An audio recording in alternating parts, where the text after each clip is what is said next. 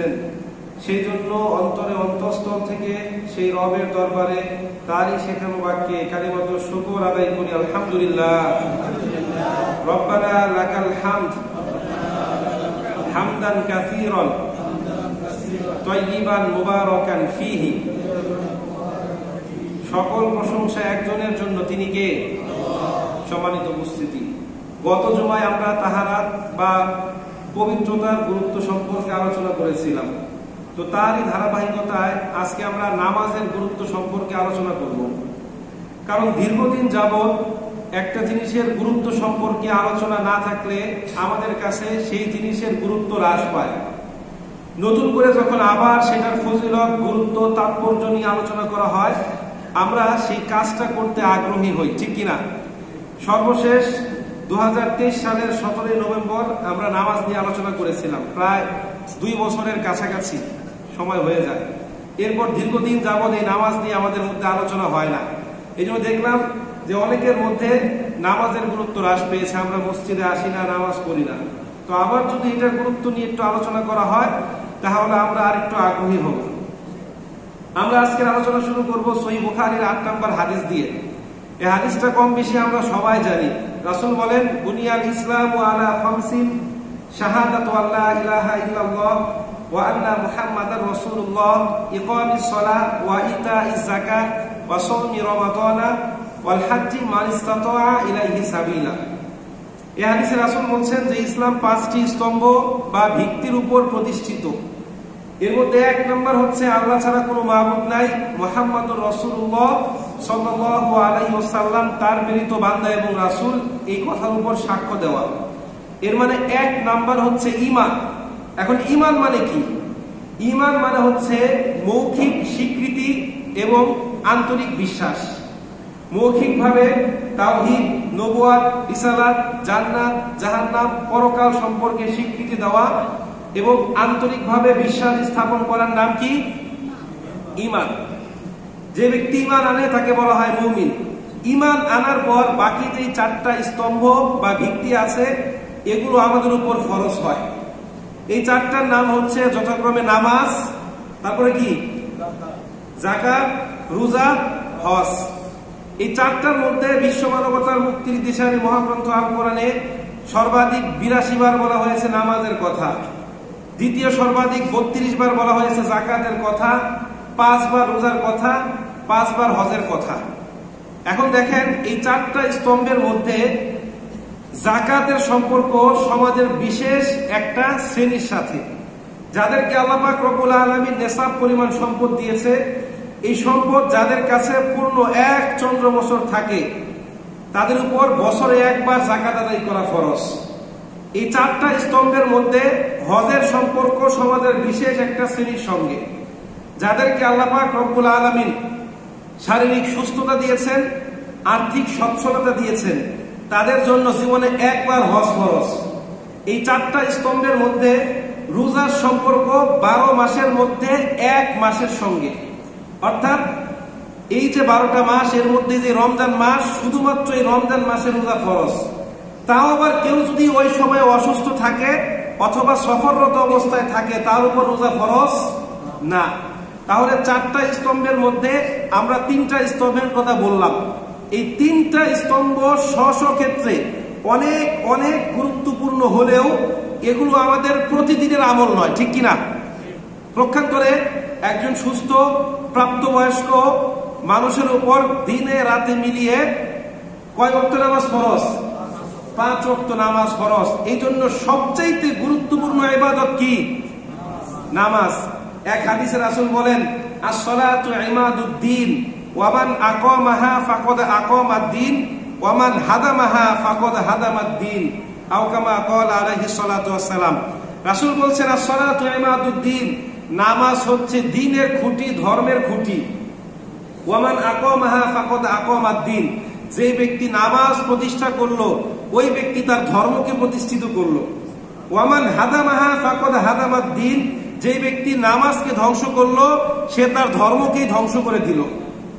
কিতাবের সহিহ মুসলিম হাদিস নাম্বার 149।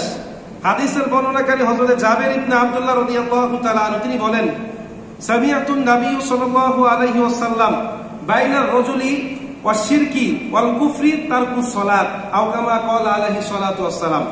রাসূল বলছেন একজন ঈমানদার মুশরিক আর কাফেরের মধ্যে পার্থক্যকারী কি? নামাজ। কোন ব্যক্তি নিজেকে ঈমানদার দাবি করবে অথচ নামাজ পড়বে না, এটা কখনোই মেনে নেওয়া যায় না। ঈমানদার মাত্রই সে কি করবে, আর যে নামাজ পড়ে না সে কি? এটার বিপরীত। সম্মানিত উপস্থিতি, তো নামাজ সর্বপ্রথম ইবাদত যা আল্লাহ পাক রব্বুল আলামিন এই উম্মতে মুহাম্মাদের উপর ফরজ করেছেন। এই নামাজের মাধ্যমে মূলত বান্দা তার রবের নৈকট্য অর্জন করে। আল্লাহর সঙ্গে বান্দার গভীর সম্পর্ক গড়ে ওঠে কিসের মাধ্যমে? নামাজের মাধ্যমে। আল্লাহ পাক বলেন ওয়াসজুদ ওয়াকতারিব, সেজদা দাও এবং নিকটবর্তী হও। এর মানে দুনিয়াতে যে যত বেশি নামাজ আদায় করবে সে আল্লাহ পাক রব্বুল আলামিনের তত বেশি কি হবে? নিকটবর্তী হবে। এই নামাজ এত গুরুত্বপূর্ণ ইবাদত যে অন্য সকল ইবাদত আল্লাহ পাক রব্বুল আলামিন সাইয়েদনা জিবরাইল আলাইহিস সালাতু ওয়াস সালামের মাধ্যমে ওহী যুগে পাঠালেও নামাজ আল্লাহ পাক রব্বুল আলামিন কোনো মাধ্যমে পাঠান নাই। রাসূল কারীম সাল্লাল্লাহু আলাইহি ওয়াসাল্লামকে মেরাজে নিয়ে তার বান্দাদের জন্য বিশেষ হাদিয়া হিসেবে প্রেরণ করেছেন। এজন্য নামাজ কি সবচেয়ে গুরুত্বপূর্ণ ইবাদত। প্রত্যেক সৃষ্টির উপর কোনো না কোনো ভাবে আল্লাহ পাক রব্বুল আলামিন নামাজের বিধান দিয়েছেন। শাহ আব্দুল আজিজ মুহাদ্দিসে দেহলভী রাহমাতুল্লাহি আলাইহি বলেন যে প্রত্যেক সৃষ্টির নামাজ তার সৃষ্টিগত অবস্থার অনুকূলে রাখা হয়েছে। যেমন কারণ আমাদের মধ্যে শুধুমাত্র কিয়াম আছে, রুকু সিজদা নাই। যেমন গাছপালা বৃক্ষরাজি এরা সর্বদা দাঁড়িয়ে দাঁড়িয়ে কি করছে? তাসবিহ পাঠ করছে। কারণ আমাদের মধ্যে শুধুমাত্র রুকু আছে, কিয়াম সিজদা নাই। যেমন গরু, ছাগল, ভেড়া, চতুষ্পদ জন্তু, জানোয়ার এরা সর্বদা রুকু অবস্থায় আল্লাহ পাক রব্বুল আলামিনের তাসবিহ পাঠ করছে। কারণ আমাদের মধ্যে শুধুমাত্র সিজদা আছে, কিয়াম রুকু নাই। যেমন সাপ, বিচ্ছু, কীট পতঙ্গ, সরীসৃপ জাতীয় প্রাণী এরা সর্বদা সিজদা অবস্থায় আল্লাহ পাক রব্বুল আলামিনের তাসবিহ পাঠ করছে। এখন এই কথার দলিল কি? সূরাতুন নূরের 41 নম্বর আয়াত। আল্লাহ রাব্বুল আলামিন বলেন আলাম তারা আন্নাল্লাহা ইউসাব্বিহু লাহু মান ফিস সামাওয়াতি ওয়াল আরদি ওয়াত তায়রু সাফফাত কুল্লুন ক্বাদ আলিমা সালাতাহু ওয়া তাসবিহাহু ওয়াল্লাহু আলিমুম বিমা ইয়াফআলুন। আল্লাহ পাক বলছেন আলাম তারা, তারা কি দেখে না?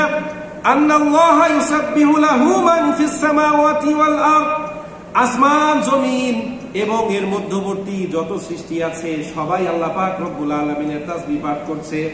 ওয়াত তায়রু সাফফাত, পাখিরা যখন ঝাঁকে ঝাঁকে আকাশে উড়ে বেড়ায় তারাও আল্লাহ পাক রব্বুল আলামিনের তাসবিহ পাঠ করে। কুল্লুন ক্বাদ আলিমা সালাতাহু ওয়া তাসবিহা, প্রত্যেকটা সৃষ্টি তার সৃষ্টি জগতের সূচনা লগ্ন থেকেই নিজস্ব তাসবিহ সম্পর্কে জেনে নিয়েছে। ওয়াল্লাহু আলিমুম বিমা ইয়াফআলুন, দুনিয়াতে কে কি করছে এই সব কিছু সম্পর্কে একজন অবগত। জোরে বলতে হবে তিনি কে? মানে প্রত্যেকটা প্রাণী যা করছে সব কিছু আল্লাহ পাক জানে। আমি আপনি নামাজের সময় নামাজ না পড়ে কি আকাম কুকাম করছি, নামাজ না পড়ে নামাজের সময়টা কোন কাজে ব্যয় করছি, এটা যিনি জানেন তিনি কে? রাতের আধারে, ভোরের আলোতে, চার দেয়ালের মাঝখানে, খোলা আকাশের নিচে কোথায় কি করছি সবকিছু যিনি জানেন তিনি কে? আল্লাহ পাক রব্বুল আলামিন। পৃথিবীতে যত নবী রাসূল এসেছে প্রত্যেক নবী রাসূল নামাজ পড়েছেন। প্রত্যেক নবী রাসূল আল্লাহ পাক রব্বুল আলামিন কোরআনে উল্লেখ করেছেন। সূরাতুল মারিয়ামের 55 নম্বর আয়াত আল্লাহ পাক হযরত ইসমাঈল আলাইহিস সালাতু ওয়াস সালামের কথা বলছেন, ওয়া কানা ইয়া'মুরু আহলাহু বিস-সালাতি ওয়াজ-যাকাত ওয়া কানা 'ইনদা রাব্বিহি মারজিয়া, আর তিনি তার পরিবার এবং অনুসারীদেরকে নামাজ এবং যাকাতের আদেশ দিতেন, এই জন্য তিনি তার রবের কাছে প্রিয় পাত্র ছিলেন। সূরাতুত তাহা 14 নম্বর আয়াত আল্লাহ পাক হযরত মূসা আলাইহিস সালাতু ওয়াস সালামকে আদেশ দিচ্ছেন, ইন্নানি আনাল্লাহ লা ইলাহা ইল্লা আনা ফা'বুদনি ওয়া আকিমিস সালাতা লিযিকরি। আল্লাহ পাক বলছেন, হে মূসা, নিশ্চয়ই আমি হলাম আল্লাহ তাআলা, লা ইলাহা ইল্লা আনা, আমি আল্লাহ ছাড়া অন্য কোনো ইলাহ নেই, ফা'বুদনি, তোমরা শুধুমাত্র আমি আল্লাহর ইবাদত করো, ওয়া আকিমিস সালাতা লিযিকরি, নামাজ আদায় করো আমি আল্লাহকে স্মরণ করে। এখন আমরা নামাজের মধ্যে কয়বার আল্লাহকে স্মরণ করি? অনেকে বলবেন হুজুর এটা কোনো প্রশ্ন হলো? নামাজ তো আল্লাহর জন্যই পড়ি, আল্লাহু আকবার বলি, সামি আল্লাহু লিমান হামিদা বলি কতবার। এখন আমাদের মুখ দিয়ে শব্দগুলো বের হলেও অন্তর থেকে বের হয় না, ঠিক কিনা? নামাজ পড়ি মসজিদে এসে মনটা থাকে ব্যবসায়িক প্রতিষ্ঠানে, নামাজ পড়ি মসজিদে এসে মনটা থাকে আড্ডা, নামাজ পড়ি মসজিদে এসে মনটা থাকে অফিসে, ঠিক কিনা? সম্মানিত উপস্থিতি, আল্লাহ পাক রব্বুল আলামিন সূরা তাহার 132 নম্বর আয়াতের মধ্যে বলছেন, ওয়াকুর আহলাকা বিস-সালাত ওয়াসতাবির আলাইহা লা নাসআলুকা রিজকা নাহনু নারযুকুক ওয়াল আকিবাতু লিত-তাকওয়া। আল্লাহ পাক বলছেন, হে আমার প্রিয় হাবিব, আপনি আপনার পরিবার পরিজন অনুসারী যারা আছে তাদেরকে নামাজের আদেশ করুন, এটার উপর অবিচল থাকতে বলুন। লা নাসআলুকা রিজকা, আমি আল্লাহ পাক আপনাদের কাছে রিজিক চাই না, নাহনু নারযুকুক, আমি আল্লাহ পাক আপনাকে রিজিক দেই, ওয়াল আকিবাতু লিত-তাকওয়া, আর সুসংবাদ তাদের জন্য যারা আমি আল্লাহ পাক রব্বুল আলামিনকে ভয় করে। তো এই আয়াতের মাধ্যমে আল্লাহ পাক নবী মুহাম্মদ সাল্লাল্লাহু আলাইহি ওয়াসাল্লাম এবং উম্মতে মুহাম্মদের উপর কি করেছেন? নামাজ ফরজ করেছেন। তো নবী রাসূলগণ তাদের দুনিয়া ও আখিরাতের সমস্ত কল্যাণকর বিষয় নামাজের মাধ্যমে প্রার্থনা করতেন, নামাজের মাধ্যমে আল্লাহর থেকে আদায় করে নিতেন। যখনই তারা কোনো প্রকার বিপদ আপদে পড়তেন তখন কি করতেন? 5 ওয়াক্ত নামাজ তো পড়তেন, এরপর আবার নামাজে দাঁড়িয়ে যেতেন। এখন দলিল কি? সুনান আবু দাউদের 1319 নম্বর হাদিস, হাদিসের বর্ণনাকারী হযরত হুযায়ফা বিন ইয়ামান রাদিয়াল্লাহু তাআলা আনহু, তিনি বলেন, কানা রাসূলুল্লাহ সাল্লাল্লাহু আলাইহি ওয়াসাল্লাম ইদা হাযাবাহু আমরুন বাদারা ইলা সালাত। তিনি বলেন, যখনই রাসূল কোনো প্রকার বিপদ আপদ দুঃখ কষ্ট বালা মুসিবতে পড়তেন সঙ্গে সঙ্গে তিনি নামাজে দাঁড়িয়ে যেতেন, আল্লাহর কাছে প্রার্থনা করতেন। আল্লাহ পাক কি করতেন? তার সকল চাহিদাগুলো পূরণ করে দিতেন। জোরে বলেন সুবহানাল্লাহ। এখন আমরা বিপদ আপদে থাকলে নামাজ পড়লেও, দুঃখের সময় আল্লাহকে স্মরণ করলেও সুখের সময় আল্লাহকে স্মরণ করি না, ঠিক কিনা? হ্যাঁ, দুঃখের সময় যেরকম ভাবে স্মরণ করতে হবে, সুখের সময়ও কি করতে হবে? আল্লাহকে স্মরণ করতে হবে। নামাজ ব্যতীত দুনিয়ার কোন মানুষ দিনদার মুত্তাকি পরেজগার ক্ষুধাবিল হতে পারে না। কোন ব্যক্তি নিজেকে ভালো মানুষ দাবি করবে অথচ সে নামাজ পড়ে না, এটা কখনোই মেনে নেওয়া যায় না। আল্লাহ পাক রব্বুল আলামিন নিজেই মুত্তাকিদের পরিচয় তুলে ধরেছেন। আল্লাহ পাক বলেন, আল্লাযীনা ইউমিনুনা বিল গায়ব ওয়া ইউকিমুনাস সালাতা ওয়া মিম্মা রাযাকনাহুম ইউনফিকুন। আল্লাহ বলছেন, আর যারা অদৃশ্যের প্রতি বিশ্বাস স্থাপন করে, নামাজ প্রতিষ্ঠা করে, আমি আল্লাহ পাক তাদেরকে যে রিজিক দিয়েছি সেই রিজিক থেকে ব্যয় করে, এরাই হচ্ছে প্রকৃতপক্ষে মুত্তাকি। পরকাল দিবসে এই নামাজের হিসাব দেওয়া ব্যতীত কোনো ব্যক্তি এক চুল পরিমাণ সামনের দিকে অগ্রসর হতে পারবে না। আপনি যত ভালো কাজ করেন, যদি নামাজ না পড়েন চুল পরিমাণ সামনের দিকে আগাতে পারবেন না। হ্যাঁ, রাসূল বলছেন, কিতাবের নাম সুনান তিরমিজি হাদিস নাম্বার 413, রাসূল বলেন, ইন্না আউয়ালা মা ইউহাসিবু বিহিল আবদু ইয়াউমাল কিয়ামাতি মিন আমালিহিস সালাত ফাকাদ আফলাহা ওয়ানজাহা ওয়া ইন ফাসাদাত ফাকাদ খাবা ওয়া খাসিরা আও কামা ক্বালা আলাইহিস সালাতু ওয়াস সালাম। রাসূল বলেন, কিয়ামতের দিন সর্বপ্রথম আল্লাহর বান্দাদের কাছ থেকে যে জিনিসের হিসাব নেওয়া হবে তার নাম কি? নামাজ। ওই দিন যদি কোনো বান্দা নামাজের হিসাব দিতে সক্ষম হয়, সফল হয়, তাহলে সে মুক্তি পাবে। আর কেউ যদি ব্যর্থ হয় তাহলে সে কি হবে? ধ্বংস হবে। প্রকৃত ঈমানদার হলো তারা যারা নামাজের প্রতি যত্নবান থাকে, যারা অত্যন্ত সুন্দর করে নিয়মিত নামাজ আদায় করে, এরাই হচ্ছে প্রকৃতপক্ষে ঈমানদার। আল্লাহ পাক সূরাতুল আনফালের 3 থেকে 4 নম্বর আয়াতের মধ্যে বলেন, আল্লাযীনা ইউকিমুনাস সালাত ওয়া মিম্মা রাযাকনাহুম ইউনফিকুন উলাইকা হুমুল মুমিনুনা হাক্কান লাহুম দারাজাতুন ইনদা রাব্বিহিম ওয়া মাগফিরাতুন ওয়া রিজকুন কারীম। আল্লাহ পাক বলেন, আল্লাযীনা ইউকিমুনাস সালাত, আর যারা নামাজ প্রতিষ্ঠা করে, ওয়া মিম্মা রাযাকনাহুম ইউনফিকুন, আমি আল্লাহ পাক তাদেরকে যে রিজিক দিয়েছি এই রিজিক থেকে তারা ব্যয় করে, উলাইকা হুমুল মুমিনুনা হাক্কান, এরাই হচ্ছে যথাযথ মুমিন। লাহুম দারাজাতুন ইনদা রাব্বিহিম, এদের জন্য রয়েছে আল্লাহর কাছে বিশেষ মর্যাদা, ওয়া মাগফিরাতুন, ক্ষমা, ওয়া রিজকুন কারীম, এবং সম্মানজনক রিজিক। কি রয়েছে? সম্মানজনক রিজিক। শুধুমাত্র তাই নয়, যারা দুনিয়াতে অত্যন্ত সুন্দর করে নিয়মিত 5 ওয়াক্ত নামাজ আদায় করবে, আল্লাহ পাক রব্বুল আলামিন এই নামাজের কারণে তাদের সমস্ত অনাচার পাপাচার অন্যায় অশ্লীল কাজ থেকে তাদেরকে কি রাখবেন? দূরে রাখবেন। দলিল কি? দলিল হচ্ছে সূরাতুল আনকাবুতের 45 নম্বর আয়াত। আল্লাহ পাক বলেন, ইন্নাস সালাতা তানহা আনিল ফাহশাই ওয়াল মুনকার ওয়া লাযিকরুল্লাহি আকবার আল্লাহু ইয়ালামু মা তাসনাউন। আল্লাহ পাক বলেন, নিশ্চয় নামাজ মানুষকে অন্যায় অশ্লীল কাজ থেকে দূরে রাখে। ওয়া লাযিকরুল্লাহি আকবার, জেনে রেখো আল্লাহকে স্মরণ করাই হচ্ছে সবচেয়ে বড় ইবাদত। আল্লাহু ইয়ালামু মা তাসনাউন, আর তোমরা যা করো সব কিছু সম্পর্কে আল্লাহ পাক জানেন। এখন আমাদেরকে যদি প্রশ্ন করা হয় যে এই আয়াতে তো আল্লাহ বলছেন যে নামাজ মানুষকে অন্যায় এবং অশ্লীল কাজ থেকে দূরে রাখছে, এখন আমাকে যদি প্রশ্ন করা হয়, আপনাদেরকে যদি প্রশ্ন করা হয়, আপনার আমার নামাজ কি আপনাকে আমাকে অন্যায় এবং অশ্লীল কাজ থেকে দূরে রাখতে পেরেছে? হ্যাঁ, তো আল্লাহ কি ভুল বললো? আল্লাহ কি ভুল বললো? এখন এটার ব্যাখ্যাটা কি হবে? দেখেন, আমাদের সমাজে এমন অনেক মানুষ আছে, মসজিদে এসে প্রথম কাতারে নামাজ পড়ছে, আবার চুরিও করছে। মসজিদে এসে নামাজ পড়ছে, আবার ঘুষের সঙ্গে জড়িত। মসজিদে এসে নামাজ পড়ছে, সুদের সঙ্গে জড়িত। এরকম মানুষ আছে না নাই? তো আল্লাহ তো বলছেন যে নামাজ মানুষকে অন্যায় এবং অশ্লীল কাজ থেকে দূরে রাখে। সম্মানিত উপস্থিতি, এর মানে বুঝতে হবে যে আমাদের নামাজের মধ্যে কি আছে? ভেজাল আছে। আমাদের নামাজের মধ্যে কি আছে? আপনি আপনার শরীরে ঘা সারানোর জন্য ওষুধ খাচ্ছেন, আবার এই ঘাটাকে আপনি খুঁচাচ্ছেন। ঘা সারবে না বড় হবে? আপনি পাপ মোচনের জন্য নামাজ পড়ছেন, আবার সেই পাপ কাজ প্রেজেন্ট পারফেক্ট কন্টিনিউয়াস টেন্সের মতো কন্টিনিউয়াসলি করে যাচ্ছেন। আপনার এই নামাজ কোন কাজ হবে? সম্মানিত উপস্থিতি, আমরা নামাজ পড়ছি, আবার পাথর খেয়ে হজম করে ফেলছি। হ্যাঁ, মানে জাহান্নামে যে আমরা গিয়ে পাথর খাবো, দুনিয়াতে কিছু প্র্যাকটিস করছি। বাংলাদেশের মানুষ যে কি পরিমাণ ভালো, তারা সুযোগ পেলে মাটি পর্যন্ত খেয়ে ফেলতো, ঠিক কিনা? ছোটবেলা যখন ক্লাস 9-10-এ পড়তাম, তখন বন্ধুদের সঙ্গে একটা গল্প নিয়ে হাসাহাসি করতাম। এখনো যখন আমি মনে করি 3-4 মিনিট শুধুমাত্র হাসি আমি। তো গল্পটা হচ্ছে এরকম, আমেরিকা একটা মেশিন আবিষ্কার করছে যে সেটা দিয়ে নাকি আমেরিকায় 1 ঘন্টায় 5 জন চোর ধরা পড়েছে। এখন সেটা আমেরিকা থেকে নেওয়া হলো রাশিয়া। তারা 1 ঘন্টায় বসিয়েছে, তাদের এখানে 2টা চোর ধরা পড়েছে। সেখান থেকে চায়নায় তাদের ওখানে 1 ঘন্টায় 1টা চোর ধরা পড়েছে। এখন বাংলাদেশে মেশিনটা আনছে, 1 ঘন্টা, 2 ঘন্টা, 3 ঘন্টা, 5 ঘন্টা, 24 ঘন্টা হয়ে গেল, কোন চোর ধরা পড়ে না। এখন যারা কর্তৃপক্ষ তারা ভাবছে, হায় হায়, বাংলাদেশের মানুষ এত ভালো, আমেরিকায় 1 ঘন্টায় 5টা চোর, রাশিয়ায় 3টা, চায়নায় 1টা, আর বাংলাদেশে 1টা চোর নাই। 24 ঘন্টা পর তারা গিয়ে দেখে যে মেশিনটাই চুরি হয়ে গিয়েছে। মানে সুযোগের অভাবে আমরা অধিকাংশ মানুষই চোর, ঠিক কিনা? এই সিলেটের পাথরগুলো আমরা খেয়ে হজম করে ফেলেছি। চিন্তা করে দেখেন, সে যে দলের হোক, যে মতের হোক, ডাজেন্ট ম্যাটার, এটা তো মানুষ করেছে, ঠিক কিনা? আর সে তো বাঙালি, ঠিক কিনা? তো দেখেন, আমরা নামাজও পড়ছি, চুরিও করছি, ঠিক কিনা? সম্মানিত উপস্থিতি, তো বলছিলাম যে নামাজ এমন এক ইবাদত যেটা মানুষের গুনাহকে ধুয়ে মুছে একেবারে পরিষ্কার করে দেয়।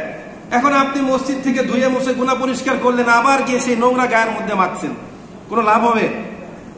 কিতাবে সহিহ বুখারী হাদিস নাম্বার 528, হাদিসের বর্ণনাকারী হযরত আবু হুরায়রা রাদিয়াল্লাহু তাআলা আনহু তিনি বলেন, রাসূল কারীম সাল্লাল্লাহু আলাইহি ওয়াসাল্লাম ইরশাদ করেন, আর আইতুম লাউ আন্না নাহরান বিবাদি আহদিকুম ইয়াগতাসিলু ফীহি কুল্লা ইয়াউমিন খামসান মা তাকুলু যালিকা ইউবকি মিন দারনিহি قالوا لا يبكي من درنه شيئا فقال رسول الله صلى الله عليه وسلم فذلك مثل الصلاة الخمس يمحو الله بها الخطايا أو كما قال عليه الصلاة والسلام। রাসূল বলেন, ও আমার সাহাবীরা, তোমাদের কারো বাড়ির সামনে যদি একটা পুকুর থাকে, একটা জলাশয় থাকে, কেউ যদি প্রত্যেকদিন সেখানে গিয়ে 5 বার গোসল করে, সহিহ বুখারীর বর্ণনা, তার শরীরে কি কোনো ময়লা আবর্জনা থাকবে? সাহাবা কেরাম বললেন, ইয়া রাসূলুল্লাহ, তার শরীরে কোনো ময়লা আবর্জনা থাকবে না। রাসূল বললেন, ফাযালিকা মিসলু সলাতিল খামসি, 5 ওয়াক্ত নামাজের উদাহরণ হচ্ছে অনুরূপ। কোন ব্যক্তি যদি প্রত্যেকদিন 5 ওয়াক্ত নামাজ আদায় করে, তাহলে তার মধ্যে আর কোনো গুনাহ খাতা থাকবে না। জোরে বলেন সুবহানাল্লাহ। এজন্য আমাদেরকে কি করতে হবে? নামাজের প্রতি যত্নবান হতে হবে। দুনিয়াতে যারা নিয়মিত নামাজ আদায় করবে, আল্লাহ পাক রব্বুল আলামিনকে ভয় করবে, আল্লাহ পাক রব্বুল আলামিন তার রিজিকের সকল প্রকার সংকীর্ণতা দূর করে দিবেন, আল্লাহ পাক রব্বুল আলামিন তার রিজিকের মধ্যে বরকত দিয়ে দিবেন। এখন দলিল কি? সূরাতুত তালাকের 2 এবং 3 নম্বর আয়াত। আল্লাহ পাক বলেন, ওয়া মান ইয়াত্তাকিল্লাহা ইয়াজআল লাহু মাখরাজা ওয়া ইয়ারযুকহু মিন হাইসু লা ইয়াহতাসিব। এমন করে আর কেউ বলবে না। আল্লাহ পাক বলেন, যে ব্যক্তি আল্লাহকে ভয় করবে, আল্লাহ পাক তাকে বিভিন্ন প্রকার বিপদ আপদ থেকে উত্তরণের পথ বের করে দিবেন।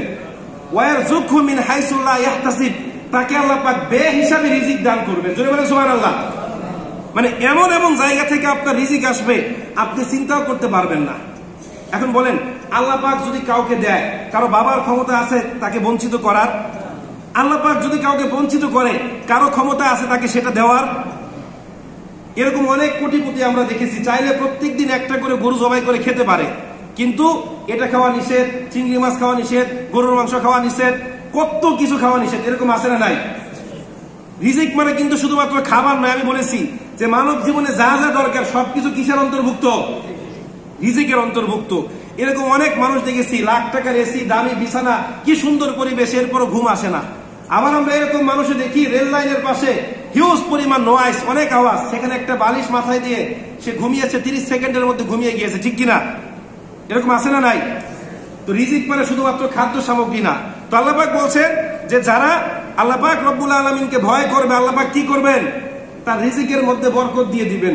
এই জন্য শুধুমাত্র রিজিকের পিছনে না ছুটে কিছু সময় কাকে দিতে হবে? আল্লাহ পাক রব্বুল আলামিনকে দিতে হবে। তাফসিরে কাবিরের মধ্যে ইমাম ফখরুদ্দিন রাজি রহমতুল্লাহি আলাইহি হযরত মুসা আলাইহিস সালাতু ওয়াস সালামের একটা ঘটনা উল্লেখ করেছে। আপনারা জানেন মুসা আলাইহিস সালাতু ওয়াস সালাম যখন ফেরাউনের ধাওয়া খেয়ে মিশর থেকে মাদায়েন পালিয়ে গেলেন যুবক বয়সে, সেখানে গিয়ে তিনি বিয়ে করলেন। এরপর সেখান থেকে তার পরিবার নিয়ে তিনি আবার মাদায়েন থেকে মিশরের দিকে আসছিলেন। তার স্ত্রী ছিলেন গর্ভবতী। এমন অবস্থায় সন্ধ্যা ঘনিয়ে আসলো, স্ত্রীর প্রসব বেদনা শুরু হলো। মুসা আলাইহিস সালাতু ওয়াস সালাম একটু আগুন খুঁজতে বের হলেন। তো এই জনমানবহীন মরুপ্রান্তরে পাহাড়ি উপত্যকায় সে কোথায় আগুন পাবে? সে এক পর্যায়ে হতাশ হয়ে গেলেন। তো তার সামনে একটা পাথর পড়লো। আল্লাহর পক্ষ থেকে মেসেজ আসলো, মুসা তুমি তোমার হাতের লাঠি দ্বারা এই পাথরের মধ্যে আঘাত করো। তো মুসা আলাইহিস সালাতু ওয়াস সালাম আঘাত করলেন, পাথরটা ফেটে আরেকটা পাথর বের হলো। সেটাতেও আঘাত করলেন, পাথরটা ফেটে আরেকটা পাথর বের হলো। এটাতেও আঘাত করলেন, পাথরটা ফেটে আরেকটা পাথর বের হলো। তৃতীয় পাথরের ভিতর থেকে ছোট্ট একটা কীট বের হলো, পোকা, যার মুখে ক্ষুদ্র বালুকণার ন্যায় এক টুকরা খাবার ছিল। তো মুসা আলাইহিস সালাতু ওয়াস সালাম এটা দেখে অবাক হয়ে গেলেন। আল্লাহ পাক রব্বুল আলামিন ওই কীটের জবান খুলে দিলেন। সে বলতে লাগলেন, সুবহানাল্লাহি মান ইয়ারানি ওয়া ইয়াসমাউ কালামি ওয়া ইয়ারযুকুনি ওয়া ইয়ারিফু মাকানি ওয়া ইয়াযকুরুনি ওয়া লা ইয়ানসানি। তিনি বলছিলেন যে মহাময় পবিত্রময় আল্লাহ তাআলা, যিনি আমাকে স্মরণ করেন, আমাকে খাবার দেন, আমার অবস্থান সম্পর্কে জানেন, কখনো আমাকে ভুলে যান না। এখন এটা থেকে আমাদের শিক্ষা কি? চিন্তা করে দেখেন, 3 স্তর বিশিষ্ট পাথরের মধ্যে ছোট্ট একটা কীট, এটার মুখের মধ্যে আল্লাহ পাক রব্বুল আলামিন খাবার পৌঁছে দিয়েছেন। আর আমি আপনি তো সৃষ্টির সবচেয়ে নিকৃষ্ট বান্দা, ঠিক কিনা? হ্যাঁ, মানুষ কি সৃষ্টির সবচেয়ে নিকৃষ্ট নাকি উৎকৃষ্ট? আমি আপনি সৃষ্টির সবচেয়ে উৎকৃষ্ট। এখন আমি আপনি যদি আল্লাহ পাক রব্বুল আলামিনের ইবাদত করি, আল্লাহ পাক আমাকে আপনাকে না খাইয়ে মারবে, তাই তো? হ্যাঁ, আচ্ছা বলেন তো, যে আল্লাহ পাক আমাকে আপনাকে 24 ঘন্টা সময় দিয়েছে, 5 ওয়াক্ত নামাজ পড়তে কয় ঘন্টা সময় লাগে? ফজরের কয় ঘন্টা? ফজরের সর্বোচ্চ 15 মিনিট, যদি মসজিদে এসে পড়েন 15 মিনিট, জোহরের 15 মিনিট, আধা ঘন্টা, আসরের কয় মিনিট লাগে? জামাত ধরতে 10 মিনিট, 40 মিনিট, মাগরিবের কয় মিনিট ধরেন? 15 মিনিট, 55 মিনিট, এশার কয় মিনিট ধরেন? 20 মিনিট, তাহলে কয় মিনিট হলো? 1.5 ঘন্টাও তো হলো না। তো যে আল্লাহ পাক আমাকে আপনাকে 24 ঘন্টা সময় দিয়েছে, সে আল্লাহকে কি 1.5-2 ঘন্টা সময় দেওয়া যায় না? বলেন, দেওয়া যায় না? এখন এখানে বসে শপথ করবেন যে আজকে আসর থেকে শুরু করে আমরা সবাই জামাতের সহিত নামাজ আদায় করব। কে কে রাজি নাই? আগে হাত উঠান। রাজি নাই কে কে?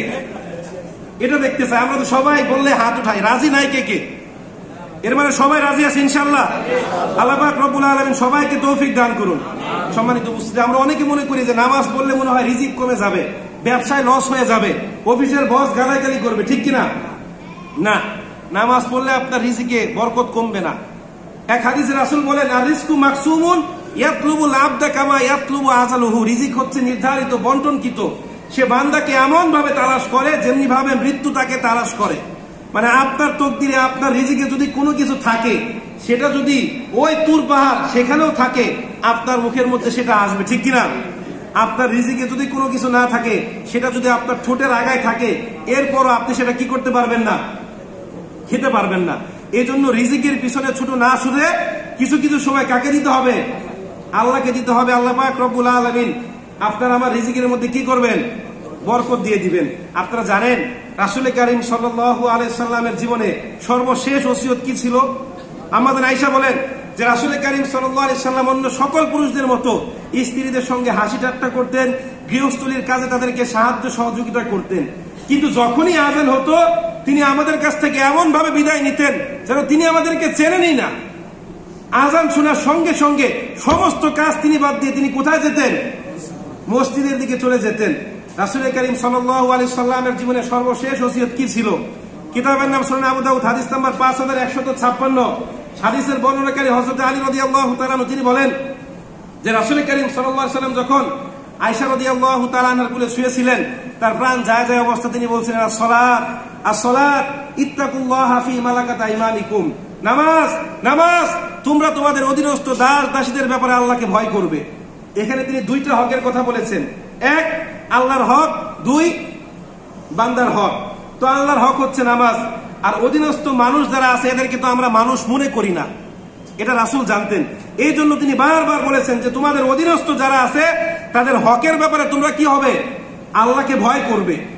অধীনস্থদের সাথে কি করতে হবে, ভালো আচরণ করতে হবে, তাদের উপর জুলুম করা যাবে না। হযরত ওমর রাদিয়াল্লাহু তাআলা আনহু যখন যেদিন তিনি মারা যায় তিনি নামাজ পড়ছিলেন, তার মিম্বারের পিছনে এক গুপ্ত ঘাতক লুকিয়েছিল ইহুদি। সে ওমর রাদিয়াল্লাহু তাআলা আনহু যখন গভীর মনোযোগে নামাজের মধ্যে তেলাওয়াত করছেন, এই অবস্থায় তাকে ছুরি দিয়ে আঘাত করলো, ফিনকি দিয়ে তার শরীর দিয়ে রক্ত বের হচ্ছে। তিনি কি করলেন, তিনি কোনো শব্দ না করে তার পেছন থেকে হযরত আব্দুর রহমান বিন আউফ রাদিয়াল্লাহু তাআলা আনহুকে টান দিয়ে নামাজের মুসল্লায় দাঁড় করিয়ে তিনি পড়ে গেলেন।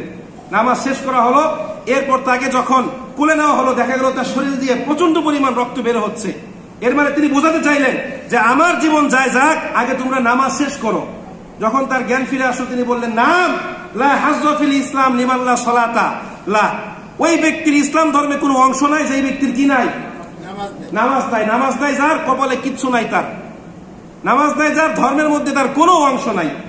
এই নামাজে হচ্ছে আপনার আমার জান্নাত, নামাজে হচ্ছে জাহান্নাম। কেউ যদি ভালো করে নামাজ আদায় করে, নামাজের প্রতি যত্নবান হয়, নামাজ তাকে কোথায় নিয়ে যাবে, পক্ষান্তরে কেউ যদি নামাজ আদায় না করে নামাজ তাকে কোথায় নিক্ষেপ করবে। দেখেন পরকাল দিবসে জান্নাতীরা যখন জান্নাতে যাবে আর জাহান্নামীদেরকে টেনে হিঁচড়ে যখন জাহান্নামে নিয়ে যাওয়া হবে, তখন তাদের মধ্যে একটা কনভারসেশন হবে, যেটা আল্লাহ পাক কুরআনুল কারীমে সূরাতুল মুদ্দাসসিরের 43 থেকে 47 নম্বর আয়াতের মধ্যে উল্লেখ করেছেন। আল্লাহ পাক বলছেন যে সেদিন জান্নাতীরা জাহান্নামীদেরকে জিজ্ঞাসাবাদ করবেন, মা সালাকাকুম ফি সাকর, কোন কারণ কোন রিজন তোমাদেরকে জাহান্নামে নিয়ে গেল, জাহান্নামে নিক্ষেপ করছে। তখন তারা বলবে, লাম নাকু মিনাল মুসাল্লিন, আমরা দুনিয়াতে নামাজ পড়তাম না, ওয়ালাম নাকু নুতিমুল মিসকিন, আমরা শুধুমাত্র সম্পদ নিজেরা জমা করতাম, ইয়াতিম মিসকিন গরিবদেরকে দিতাম না, ওয়া কুননা নাখুদু মাল খায়দিন, আমরা নিন্দাকারীদের সঙ্গে নিন্দা করতাম। যারা নামাজ পড়তো, ধর্ম চর্চা করত, তাদেরকে আমরা ছোট করে দেখতাম, তাদের নিয়ে সমালোচনা করতাম। ওয়া কুননা নুকাযযিবা বিয়াউমিদ্দিন, আমরা বিচার দিবসকে অস্বীকার করতাম। হাত্তা আতানাল ইয়াকিন, অবশেষে আজকে আমাদের সামনে সত্য উপস্থিত। সত্য কি, যে নামাজ পড়লে এইটা পুরস্কার, না পড়লে কি এই পরিমাণ শাস্তি। মোট কথা হচ্ছে দৈনিক 5 ওয়াক্ত নামাজ জাহান্নাম থেকে বাঁচার ছোট্ট একটা ফর্মুলা মাত্র। যারা প্রকৃতপক্ষে আল্লাহর কাছে প্রিয় হতে চায় তাদের জন্য এই 5 ওয়াক্ত নামাজ কিছু না। রাসূল করিম সাল্লাল্লাহু আলাইহি সাল্লাম যার জীবনের সামনের পিছনের সমস্ত গুনাহ খাতা মাপ ছিল, তিনি রাতের বেলায় দীর্ঘক্ষণ দাঁড়িয়ে দাঁড়িয়ে কি করতেন, নামাজ আদায় করতেন। তার পা মুবারক ফুলে ফেটে এটা দিয়ে পানি বের হতো। সাহাবা কেরাম যাদেরকে আল্লাহ পাক রব্বুল আলামিন জান্নাতের সুসংবাদ দিয়েছেন, তারাও রাতের বেলায় শয্যা ত্যাগ করে আরামের ঘুম হারাম করে কি করত, নামাজ আদায় করতে। আল্লাহ পাক আয়াত নাযিল করেছে সূরাতুস সাজদা 16 নম্বর আয়াত, তাতাজাফা জুনুবুহুম আনিল মাদাজি ইয়াদউনা রাব্বাহুম খাওফা ওয়া তামা ওয়া মিম্মা রাযাকনাহুম ইউনফিকুন। আল্লাহ পাক বলছেন যে তারা আল্লাহকে অধিক পরিমাণ ভয় করার কারণে রাতের বেলায় শয্যা ত্যাগ করে দাঁড়িয়ে দাঁড়িয়ে নামাজ আদায় করতেন, গরিব মিসকিনদেরকে খাবার দিতেন। আল্লাহ পাক তাদেরকে যে রিজিক দিয়েছেন এই রিজিক থেকে তারা কি করতেন, আল্লাহর রাস্তায় ব্যয় করতেন। ইমামে আযম আবু হানিফা সম্পর্কে বর্ণিত আছে যে তিনি রাতের বেলায় দীর্ঘক্ষণ দাঁড়িয়ে দাঁড়িয়ে শুধুমাত্র একটা আয়াত তেলাওয়াত করে নামাজ পড়তেন, সেটা হচ্ছে সূরাতুল ইয়াসিনের 59 নম্বর আয়াত, ওয়ামতাজুল ইয়াউমা আইয়ুহাল মুজরিমুন। এই আয়াতের বাংলা অর্থ কি জানেন, হে অপরাধীরা তোমরা নেককারদের থেকে পৃথক হয়ে যাও। চিন্তা করে দেখেন, আপনি ভেবে দেখেছেন এর হিডেন মিনিং কি? মানে এখানে বসে আছে 5 জন মানুষ হত্যাকারী অপরাধী অথবা নিকৃষ্ট কোনো অপরাধ জিনা করেছে। আমি বললাম যে 5 জনের নাম আমার কাছে আছে, এই 5 জন এখান থেকে পৃথক হয়ে যান, নইলে আমি নাম ঘোষণা করব। এই 5 জনের পরিস্থিতি কি হবে আপনি চিন্তা করে দেখেছেন? তিনি রাতের বেলায় দীর্ঘক্ষণ দাঁড়িয়ে দাঁড়িয়ে এই আয়াত তেলাওয়াত করে নামাজ পড়তেন আর ভাবতেন যে সেদিন আমার অবস্থান কোথায় হবে। এই হলো নবী, রাসূল, সাহাবা কেরাম এবং তাবিঈদের অবস্থা। আর আমাদের কত বড় সাহস, আমরা ইচ্ছাকৃতভাবে নামাজ পরিত্যাগ করি, ঠিক কিনা? মসজিদে নামাজ হচ্ছে, আমি দেখছি আযান হচ্ছে, এরপর আমি মসজিদের পাশ দিয়ে হেঁটে যাচ্ছি, আমার কোনো কাজ নাই, এরপর আমি মসজিদে এসে নামাজটা পড়ছি না। এরকম মানুষ আছে না নাই? কম না বেশি? হ্যাঁ, 100 জনের মধ্যে কমসে কম 98% এরকম মানুষ। কিসের 80 জন? 98। সম্মানিত উপস্থিতি, এজন্য বলছিলাম যারা দুনিয়াতে অত্যন্ত সুন্দর করে নামাজ আদায় করবে, নামাজকে গুরুত্ব দিবে, পরকাল দিবসে তারা আল্লাহকে দেখতে পাবে। আর যারা নামাজকে গুরুত্ব দিবে না, তারা সেদিন আল্লাহকে দেখতে পাবে না। আল্লাহ পাক রব্বুল আলামিন বলেন, সেদিন আল্লাহ পাক রব্বুল আলামিনের কুদরতি পা উন্মুক্ত করা হবে এবং বলা হবে যে তোমরা আল্লাহ পাক রব্বুল আলামিনের কুদরতি কদমের মধ্যে সেজদা দাও। সেদিন কিন্তু সবাই সেজদা দিতে পারবে না। আল্লাহ পাক রব্বুল আলামিন সূরাতুল কলামের মধ্যে বলছেন, ইয়াউমা ইউকশাফু আন সাক ওয়া ইউদআউনা ইলা সুজুদি ফালা ইয়াস্তাতিউন। সেদিন সবাইকে সেজদা দিতে বলা হবে, কিন্তু যারা দুনিয়াতে থাকতে নামাজ আদায় করে নাই, তাদের পিঠটা লোহার মতো শক্ত হয়ে যাবে, তারা এইভাবে কি করতে পারবে না। ওইখানে নকল করার ঘুষের কোনো সিস্টেম কিন্তু নাই যে ফেরেশতাদেরকে ঘুষ দিয়ে বলবো যে আমাকে একটু নুইয়ে দাও, সিস্টেম আছে? দুনিয়াতে নামাজ পড়লে আপনি রুকু করতে পারবেন, না পড়লে পারবেন না। তো সবশেষে একটা কথাই, আল্লাহ পাক রব্বুল আলামিন আমাদের সবাইকে পরিপূর্ণ দিনদার মুত্তাকি পরেজগার বান্দা হিসাবে কবুল করুন, সবাই বলে আমিন। 5 ওয়াক্ত নামাজ জামাতের সহিত আদায় করার মতো তৌফিক দান করুন, সবাই বলে আমিন।